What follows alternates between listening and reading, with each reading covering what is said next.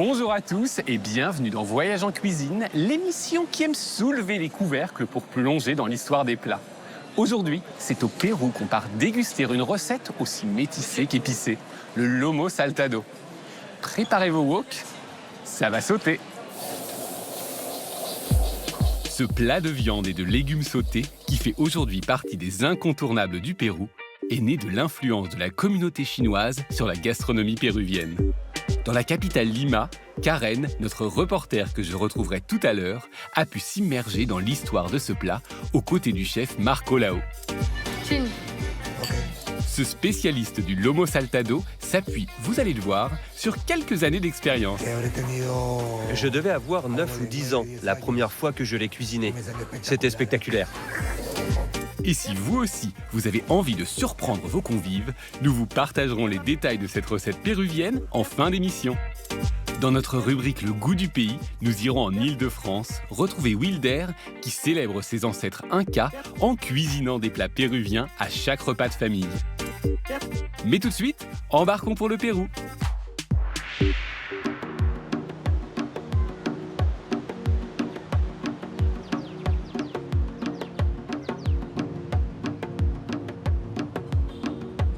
Le Pérou est un carrefour de civilisation. Je me trouve à Lima, dans le quartier de Pueblo Libre plus précisément. C'est en partie ici que la main-d'œuvre chinoise venait cultiver les champs. Ce parc a été inauguré pour les 170 ans de la migration chinoise en 2019. C'est cette partie de l'histoire que raconte le lomo saltado.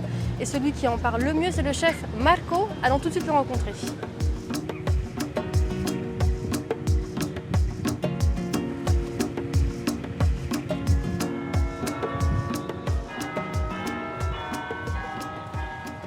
Bonjour Marco. Salut Karen, comment vas-tu? Je vais bien et toi? Bien, merci. Enchanté. Enchanté aussi. Où est-ce que nous sommes? Nous sommes à l'entrée du quartier chinois. Ça, c'est la porte, l'arc chinois. Qu'est-ce qu'il y a écrit? Il y a écrit que sous le même ciel, tous les hommes sont frères. C'est quelque chose qui te parle? Oui, ça nous touche tous.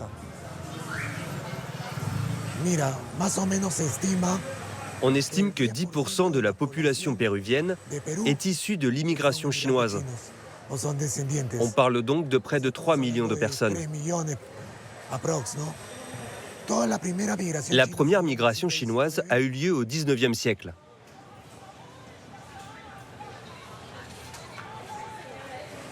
Mon grand-père a migré ici. Mon père est de la 2e génération et moi de la 3e. On nous appelle les Tusan. Tusan? Qu'est-ce que ça veut dire?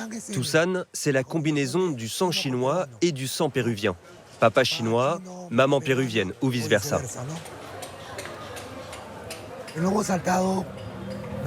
Le lomo saltado est né dans la ville d'Arequipa. Le premier groupe de migrants chinois, n'ayant pas accès à tous les légumes de la région, devait se contenter de ce qu'ils avaient sur place.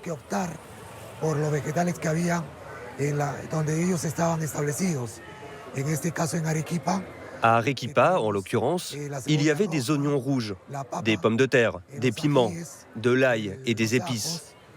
C'est comme ça que le lomo saltado est né.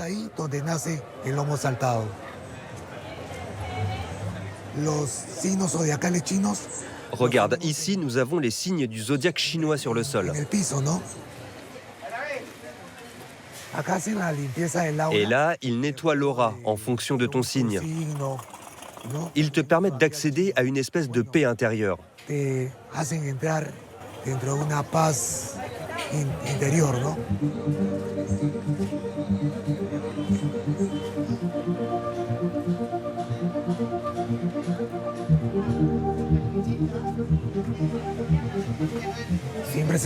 On a toujours envie de quelque chose quand on vient ici. Une friandise, un dessert. Tu repars toujours avec quelque chose. Ça s'appelle un char siu so. Merci beaucoup Marco, je goûte. Il y a quoi dedans? Il y a des oignons, du porc rôti. Mais si je savais exactement ce qu'il y a dedans, je le ferais moi-même.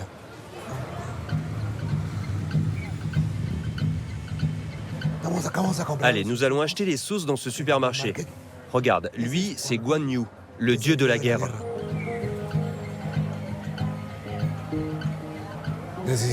Nous avons besoin de sauce aux huîtres et de sauce soja, appelée siao.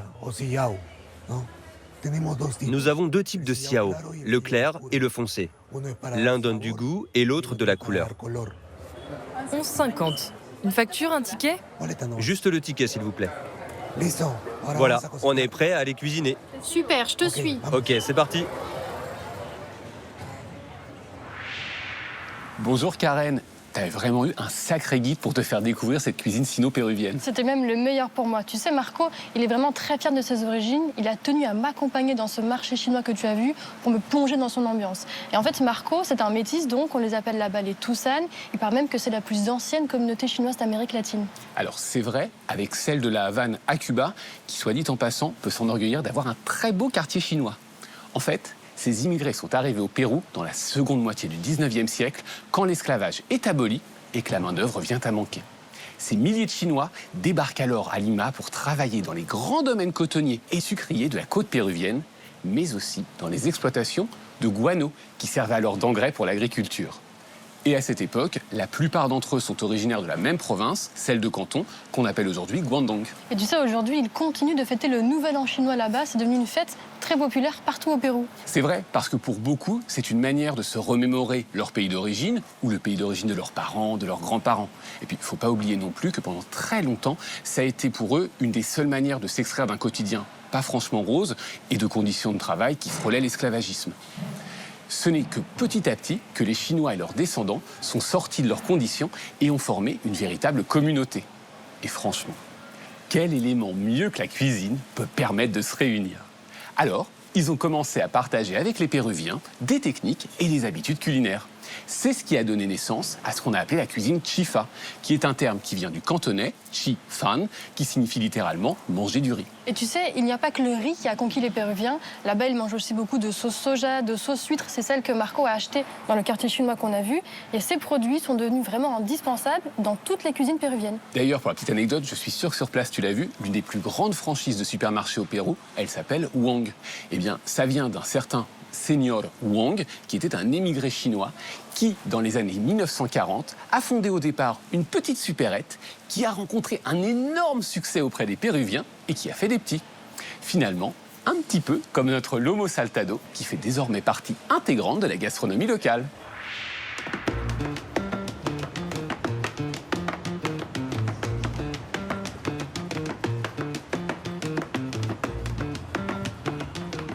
Voilà. On est arrivé? Oui, entre. C'est ton restaurant? Oui, il s'appelle la Chine péruvienne. C'est un restaurant chifa, comme on dit. Tu l'as ouvert quand? Il y a 25 ans. C'est un restaurant de chifa qui était à mon beau-père. Ensuite, nous l'avons repris et lancé avec ce nouveau nom, la Chine péruvienne. Pourquoi ça s'appelle la Chine péruvienne? C'est la fusion. C'est-à-dire que, à l'université, à l'école, pour les autres, on était des Chinois. Mais pour ceux de Chine, on est des Péruviens. Notre identité est vraiment sino-péruvienne.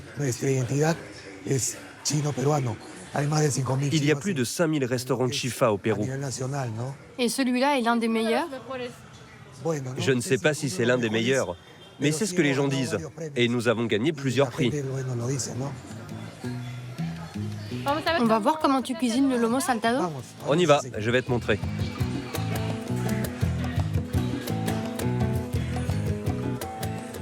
D'abord, les mesures d'hygiène. Voici ta Charlotte. Je suis prête. On a besoin de piments jaunes ou verts, de tomates, d'oignons rouges, de coriandre, de viande et de frites. Dans la cuisine chinoise, chaque ingrédient doit être coupé de manière à ce qu'ils puissent tous entrer dans la bouche en une seule bouchée. Qu'est-ce que tu mets dans cette bouteille? C'est ma mixture déjà prête. Comme ça, c'est plus facile. Il y a du pisco, du vinaigre, du sel, du poivre et du cumin. Tout ça à votre guise. Le reste est un secret? Et oui, dans ce mélange, il y a ma petite touche. J'ai ajusté ça avec les saveurs de la sauce soja. Tu vas découvrir. Pour la viande, ça peut être du filet, de la côte, de l'épaule. Ça dépend du budget dont tu disposes. On peut aussi le faire avec du poulet. D'abord, on fait chauffer le wok. Il doit être bien chaud pour que la viande adhère.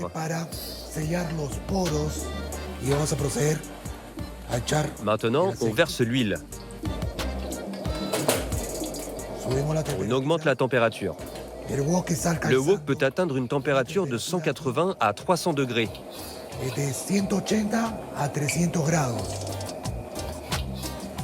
Attention à toi, ça va sauter.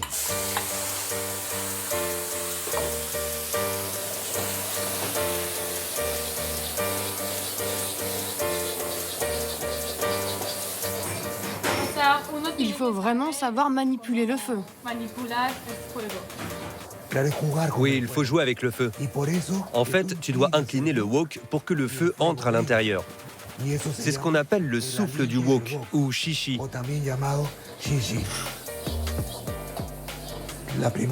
La première fois que j'ai mangé un lomo saltado, c'était quand j'avais 2 ou 3 ans. Mais je m'en souviens toujours. Ça donne envie de savoir comment on le prépare. Puis tu développes ton propre lomo saltado. Je devais avoir 9 ou 10 ans la première fois que je l'ai cuisiné. C'était spectaculaire.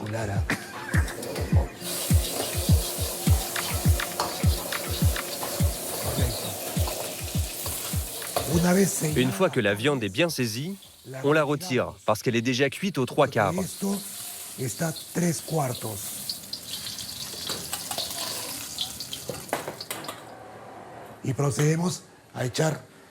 On met ensuite l'oignon avec le piment jaune ou vert. Les oignons doivent être coupés en quartiers épais. Pourquoi? Parce que la température du wok va les faire cuire très rapidement. Le lomo, c'est très rapide. Une fois les légumes caramélisés dans le jus de la viande, on remet la viande pour qu'elle finisse de cuire avec les tomates.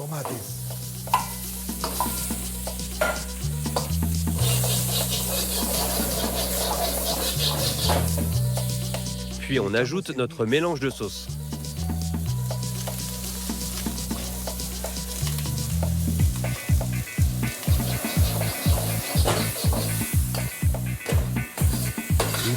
C'est prêt. Voici le lomo saltado. Dans tous les plats, l'essentiel, c'est l'amour que tu y mets. Allez, il n'y a plus qu'à servir. On met ça sur les frites. Je vais goûter tout de suite.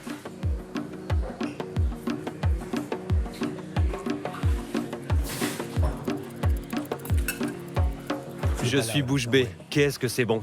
Maintenant, on est prêt à aller manger. Oui, je vais enlever ma Charlotte pour aller manger. C'est parti. On y va.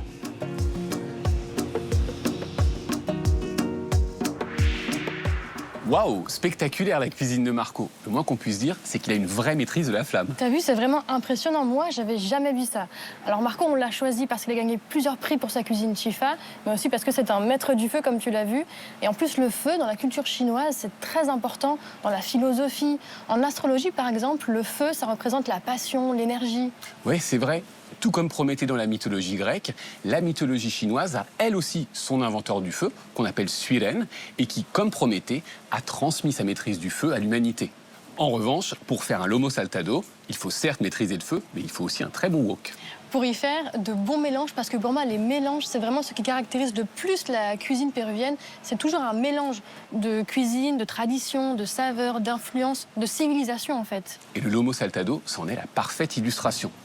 Si on se plonge dans la recette, il est préparé avec des ingrédients péruviens, comme le piment, les pommes de terre, le pisco, cet alcool que Marco dans le reportage met dans la sauce. Le tout mêlé à des sauces chinoises ou même à des techniques de cuisson asiatiques, comme l'utilisation de notre wok. Finalement, c'est cette nature métissée qui a donné l'essence à la cuisine péruvienne telle qu'on la connaît aujourd'hui, mais qui aussi lui a permis de conquérir le monde. Donc on peut dire que les Péruviens sont précurseurs de la cuisine fusion finalement, cette cuisine dont on parle beaucoup dans la gastronomie contemporaine. Mais ça fait très longtemps qu'ils fusionnent, les Péruviens. Bon, quand on parle du terme de cuisine fusion, c'est une expression qui apparaît dans les années 80, au départ simplement pour désigner le fait qu'on peut utiliser dans une même recette des produits, des techniques et des savoir-faire originaires de différents pays. Et quand on parle de cuisine fusion en France, on a souvent pris en exemple les chefs Michel Guérard et Alain Sanderens qui, en rentrant d'un voyage en Chine, décident de garnir des ravioles avec de la langoustine pour l'un et de la truffe pour l'autre. Mais c'est surtout aux États-Unis que le mouvement se développe. Des restaurants dits de cuisine fusion deviennent à la mode à partir des années 90.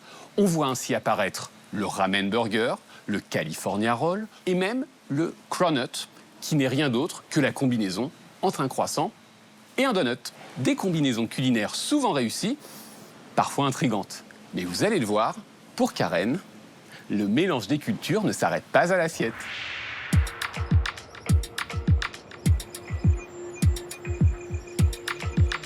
Avant de déguster le fameux lomo saltado, Marco a tenu à me présenter l'objet le plus précieux de son restaurant, un objet sacré qui pourrait me porter chance pendant mon séjour à Lima. Ici, j'ai mon lion chinois. Il y a besoin de 2 personnes pour le faire danser.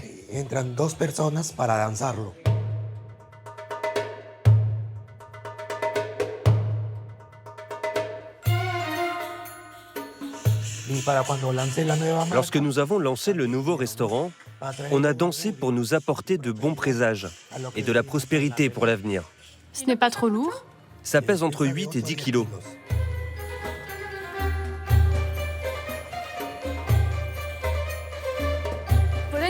Je peux l'essayer pour voir. Bien sûr, Par contre, j'aurais besoin que tu me filmes du coup. pas de problème.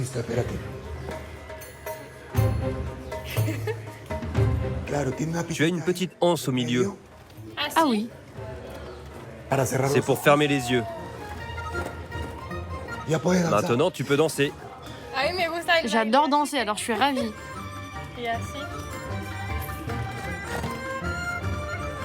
Merci beaucoup.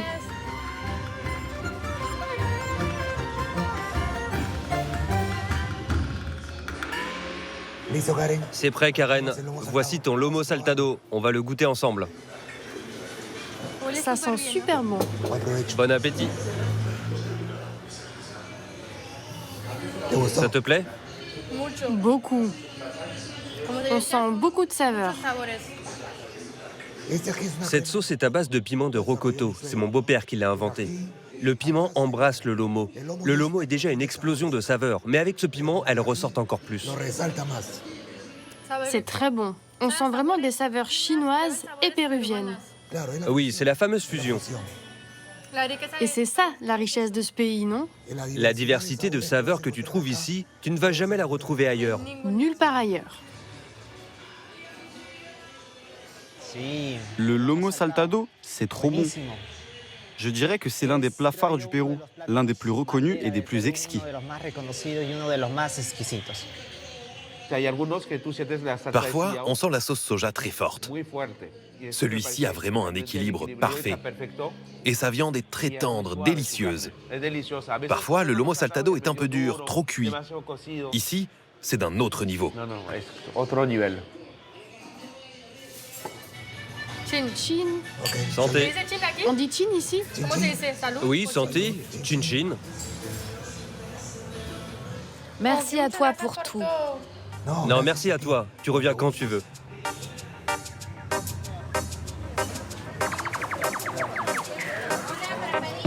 Le lomo saltado se déguste ici à tous les coins de rue et dans les marchés comme ici à Magdalena où le lomo saltado attire de nombreux Péruviens façon street food.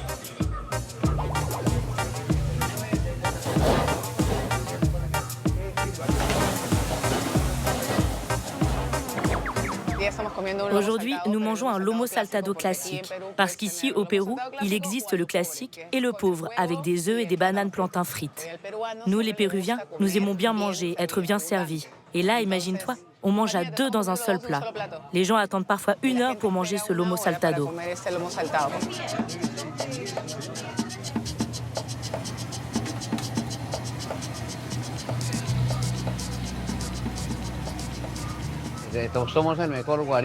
Nous sommes le meilleur de tous les huariques du Pérou. C'est quoi un huarique? C'est là où on trouve de la street food? C'est ça, c'est comme un fast-food où l'on mange très bien. Sauf qu'il n'y a pas de table. Il faut goûter au lomo saltado. C'est incroyable, vous allez adorer ça. Et si vous pouvez venir au Pérou et que vous avez le temps de venir au marché de Magdalena, faites-le, vous ne serez pas déçus.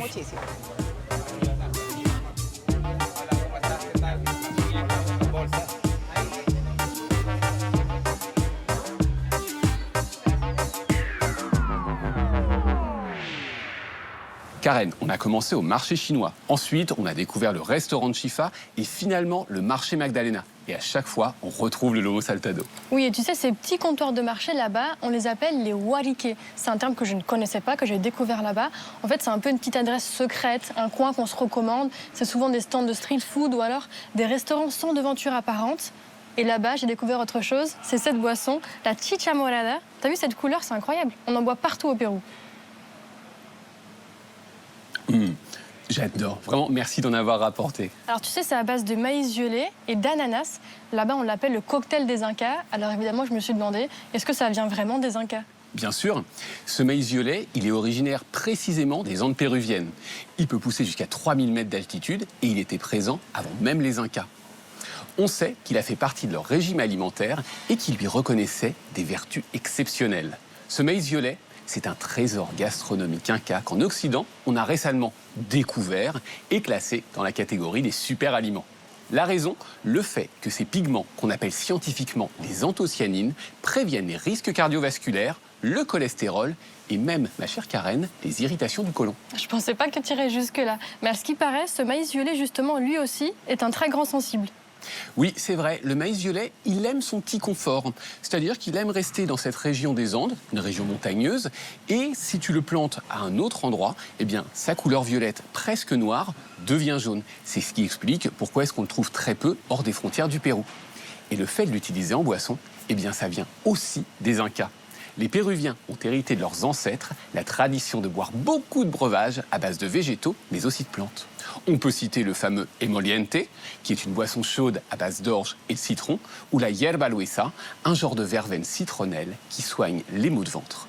Et pour célébrer leurs ancêtres incas, les Péruviens ont même créé l'Inca Cola, une boisson gazeuse sucrée emblématique du Pérou que certains qualifient même de soda national. Et puisqu'on parle des Incas, Wilder, un Péruvien installé en région parisienne, aime les portions généreuses, comme ses ancêtres Incas, dit-il. C'est notre rubrique Le goût du pays.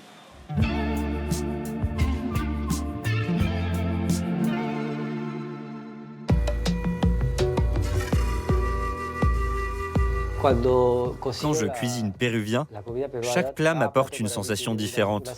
Quand je prépare du ceviche, je ressens de la joie qui me rappelle la mer et la plage. Et notre traditionnel causa me rappelle nos réunions de famille. Chaque assiette, pour moi, est une émotion.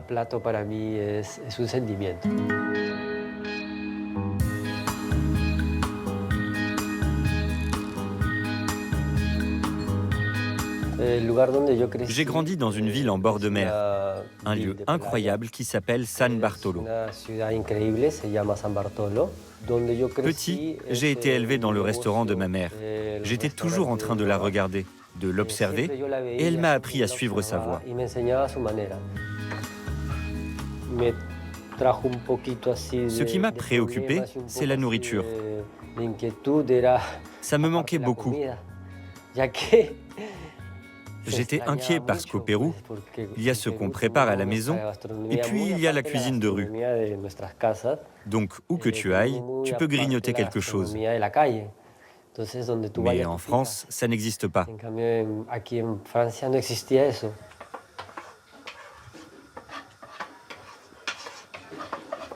La cuisine péruvienne et la cuisine française sont très différentes. Par exemple, au Pérou, nous sommes très traditionnels. Nous mangeons en grande quantité. On aime dire qu'on mange comme des Incas, alors qu'en France, c'est plus gourmet. C'est mieux présenté. À mon arrivée, ils me servaient des plats et je me disais « C'est quoi ça? C'est mon apéritif ?»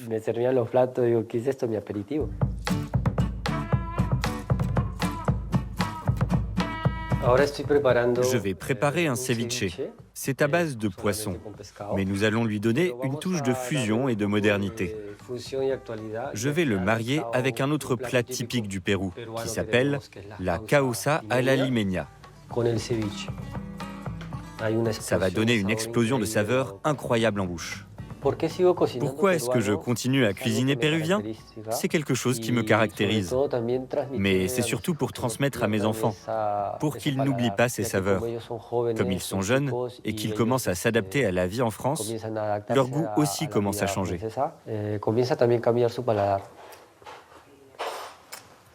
C'est bon? Ok, perfecto. Ça passe le contrôle de qualité. Quand tu es seul, tu es parfois comme un petit bateau. Tu vas dans tous les sens. Mais quand tu as une famille et que tu en as les moyens, tu fais tout pour leur offrir de bonnes conditions de vie. Donc cette banlieue de Paris, c'est vraiment l'endroit parfait pour moi. C'est un endroit paisible. Trouver cela au Pérou, c'était difficile, car la sécurité n'est pas la même qu'en France.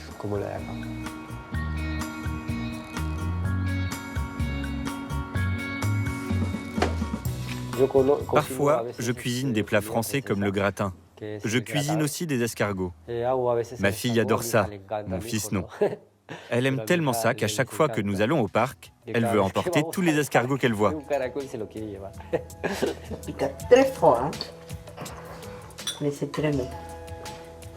La cuisine, ma mère me l'a transmise, ma grand-mère l'a transmise à ma mère, et je veux, à mon tour, transmettre ce savoir à mes enfants, pour que cet héritage ne se perde jamais. C'est quelque chose qui fait partie de moi.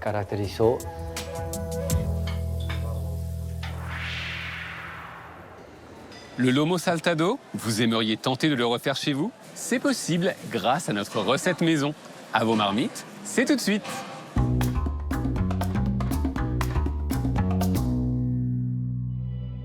De l'alchimie des saveurs péruviennes et chinoises est né le lomo saltado, pour le plus grand bonheur de nos papilles.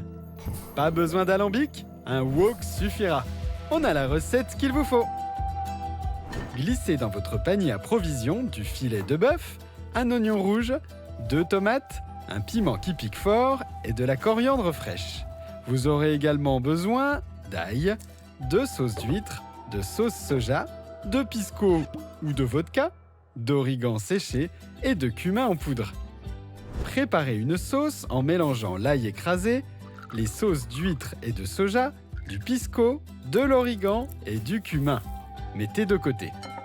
Coupez l'oignon et les tomates en quartiers et le piment en rondelles. Faites chauffer l'huile dans un grand wok à feu vif. Quand elle commence à fumer, ajoutez la viande coupée en lamelles, retournez-la jusqu'à ce qu'elle soit complètement colorée, environ 1 minute de chaque côté, réservez. Faites revenir l'oignon 2 minutes dans la même poêle, puis baissez le feu et ajoutez les tomates, le piment et la viande. Versez la sauce et laissez mijoter. C'est prêt! Saupoudrez de coriandre et servez sur des frites accompagnées de riz blanc. Une alchimie en or. Retrouvez la fiche recette sur arte.tv. Ainsi s'achève notre voyage sous les couleurs chaudes du Pérou. Je vous dis à très vite pour de nouvelles aventures culinaires. Au revoir, hasta luego et guten appétit bien sûr. The darkness knows us, right? And I have to fight, let me burn.